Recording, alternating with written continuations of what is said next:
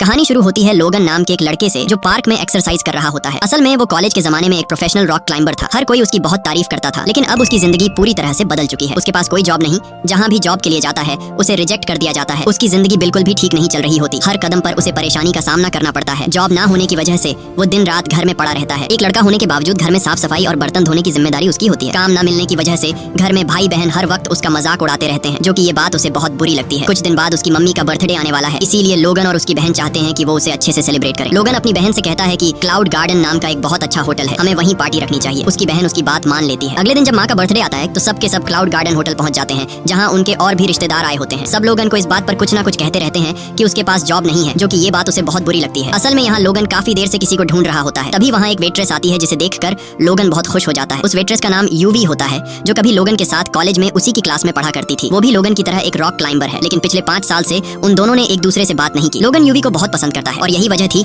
कि उसने अपनी बहन को सजेस्ट किया था कि पार्टी इसी होटल में रखें, क्योंकि उसे पहले से पता था कि यूवी यहाँ जॉब करती है। अब वो यूवी को देखकर मुस्कुराता है, क्योंकि काफी देर से वो सिर्फ उसी को ढूंढ रहा था। यूवी उसे देखकर हैरान हो जाती है। ये दोनों बाहर बात करने जाते हैं, जहाँ बातों ही बातों में यूवी उससे पूछती है कि आजकल तुम क्या जॉब कर रहे हो। लोगन झूठ बोल देता है कि वो एक बड़ी कंपनी में मैनेजर है। असल में वो यूवी को सच नहीं बताना चाहता कि उसके पास कोई काम नहीं। तभी यूवी का बॉस उसे बुलाता है, जो हमेशा यूवी के साथ फ्लर्ट करता है। और यूवी अपने बॉस से बहुत परेशान थी, लेकिन वो मजबूर थी, क्योंकि ये होटल उसके फादर का है। इसलिए वो उसके किसी भी ऑर्डर से इनकार नहीं कर सकती थी, क्योंकि अगर वो उसकी बात नहीं मानती तो वो उसे काम से निकाल देता। अब अगले सीन में शहर के बीचों बीच एक ट्रक को रुकते हुए दिखाया जाता है, जिसमें से एक आदमी निकलकर उसका वॉल खोल देता है, जिसके अंदर से जहरीली गैस बाहर निकलती है और धीरे धीरे पूरे शहर में फैलना शुरू हो जाती है। ये गैस बहुत जहरीली होती है। जो भी इस जहरीली गैस के चपेट में आता है उसका दम घुटना शुरू हो जाता है और इस तरह से कई लोग मर जाते हैं। अब पूरे शहर में हड़कंप मच जाता है।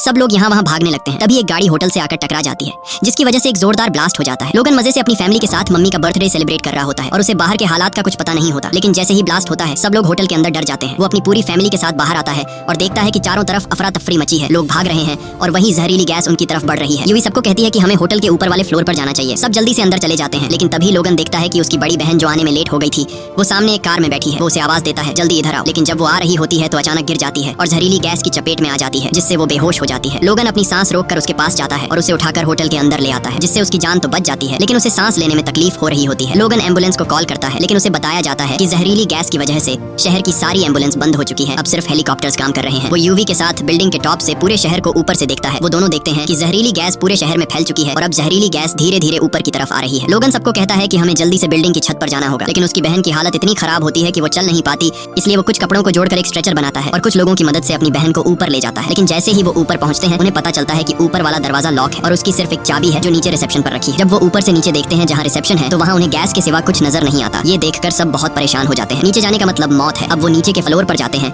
जहाँ टीवी पर न्यूज चल रही होती है और न्यूज में उन्हें बताया जाता है कि ये गैस पूरे शहर में फैल चुकी है। अगर कोई गैस की चपेट में आ चुका है तो सांस धीरे धीरे लेना चाहिए, क्योंकि इस तरह वो बंदा 15 मिनट तक सर्वाइव कर सकता है। और अगर तुम्हारे पास मास्क है तो फौरन पहन लो, शायद तुम्हारी जान बच जाए। बिल्डिंग के हर कोने में ढूंढने के बाद उन लोगों को 3 मास्क मिल जाते हैं, मगर मसला सिर्फ मास्क ढूंढना नहीं था। अब बारी थी नीचे रिसेप्शन में जाकर चाबी लाने की, ताकि वो चाबी लाकर दरवाजा खोलें और छत पर जा सकें, जहाँ से उन्हें रेस्क्यू किया जा सकता है। लोगन को कुछ समझ नहीं आ रहा होता। वो किसी तरह से कोई दूसरा रास्ता ढूंढना चाहता था। तभी वो देखता है सामने एक और बिल्डिंग है। वो सोचता है कि किसी न किसी तरह वो सामने वाली बिल्डिंग पर जाएगा और वहाँ से अपनी बिल्डिंग के ऊपर जाकर दरवाजा बाहर से खोलेगा, क्योंकि वो वाला दरवाजा बाहर से भी खोला जा सकता है। अब जो सामने एक शीशे की खिड़की होती है, लोगन पत्थर से उसे तोड़ देता है, फिर अपने शरीर पर रस्सी बांध लेता है। अब उसका प्लान था रस्सी की मदद से सामने वाली बिल्डिंग पर जाना। वो इस काम में पहले से प्रोफेशनल था, क्योंकि कॉलेज के दिनों में ये बंदा टॉप का रॉक क्लाइंबर रह चुका होता है। लोगन को ऐसा करते देख उसके पेरेंट्स उसे मना करते हैं, मगर लोगन पीछे नहीं हटता, क्योंकि उसे पता है कि ये लोग बचेंगे तो बस इसी तरीके से। अब वो एक बिल्डिंग से दूसरी बिल्डिंग की तरफ लंबा जंप मारता है। उसकी किस्मत अच्छी होती है कि वो सामने की पाइप को पकड़ लेता है। रस्सी का दूसरा सिरा बांधकर बिल्डिंग के डिजाइन को पकड़ के ऊपर चढ़ना शुरू कर देता है। उधर उसका कजन भी होता है, जो पहले उसे जॉब ना मिलने की वजह से ताने दिया करता था। अब वो ये सब देखकर हैरान रह जाता है और फौरन मोबाइल से लाइव स्ट्रीम शुरू कर देता है। लोगन ऊपर की तरफ जा रहा होता है तो रस्सी की लिमिट खत्म हो जाती है। अब लोगन अपने शरीर से रस्सी खोल देता है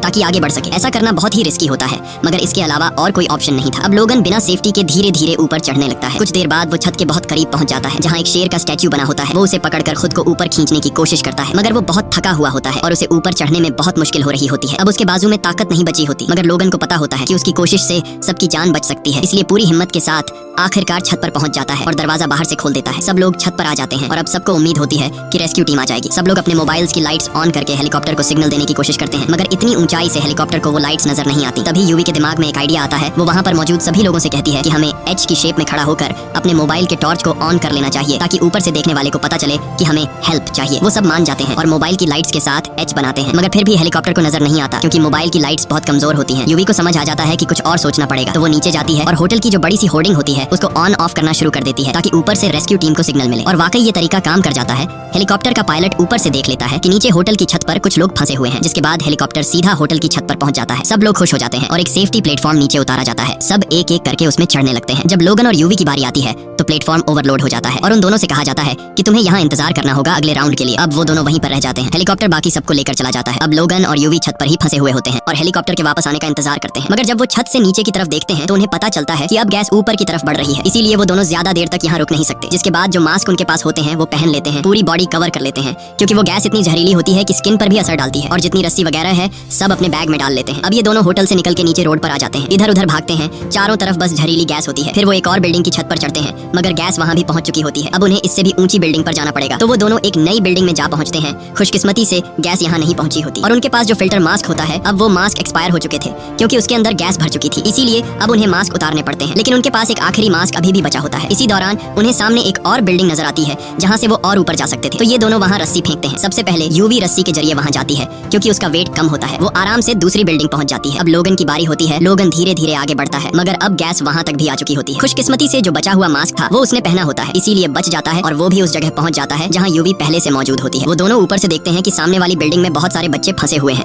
जो चिल्ला चिल्ला कर मदद मांग रहे होते हैं। ये दोनों एक लाइट से एरो बनाते हैं उन बच्चों की बिल्डिंग की तरफ ताकि रेस्क्यू टीम को पता चल जाए कि वहाँ कोई फंसा हुआ है। जल्दी से हेलीकॉप्टर वहाँ पहुँचता है और वो सब बच्चों को अपने साथ ले जाता है। अब हेलीकॉप्टर की बारी थी इन दोनों को बचाने की और हेलीकॉप्टर इन दोनों को लेने ही आने वाला होता है। मगर किस्मत एक बार फिर से उन्हें धोखा दे देती है। जिस बिल्डिंग की छत पर ये दोनों खड़े होते हैं उसके नीचे एक बड़ा गैस स्टेशन होता है जहाँ जोर का धमाका हो जाता है जिससे गैस और तेजी से ऊपर की तरफ आने लगती है। ये दोनों देखते हैं कि सामने एक बड़ा सा टावर है। अब उन्हें फौरन वहाँ पहुँचना होगा अपनी जान बचाने के लिए। मगर ये कोई आसान काम नहीं होता। फिर भी वो दोनों कोशिश करते हैं और दौड़ते हुए आगे बढ़ते चले जाते हैं। एक जगह पहुंचकर उन्हें अंदाजा होता है कि आगे बढ़ना अब मुमकिन नहीं, अब तो उनकी मौत पक्की है। दोनों एक दूसरे को गले लगा लेते हैं क्योंकि दिल ही दिल में वो एक दूसरे को बहुत पसंद करते थे मगर कभी एक दूसरे को बताया नहीं। उधर एक ड्रोन उन्हें शूट कर रहा होता है जिसकी वजह से पूरा शहर ये सब कुछ देख रहा होता है। इसके बाद और भी ड्रोन वहाँ आ जाते हैं जो उनकी मदद करने आए होते हैं। दोनों को एक बार फिर से जिंदा रहने की उम्मीद मिल जाती है। ये दोनों ड्रोन की मदद से रस्सी एक दूसरी बिल्डिंग में फंसा देते हैं और उस रस्सी से दूसरी बिल्डिंग पर जाने की कोशिश करते हैं। मगर जब ये दोनों रस्सी के बीच में पहुंचते हैं तो वहाँ फंस जाते हैं। अब न आगे जा सकते हैं और न ही पीछे, और गैस भी ऊपर तेजी से आ रही होती है। जो रस्सी दूसरी तरफ बंधी होती है वो भी ढीली होने लगती है,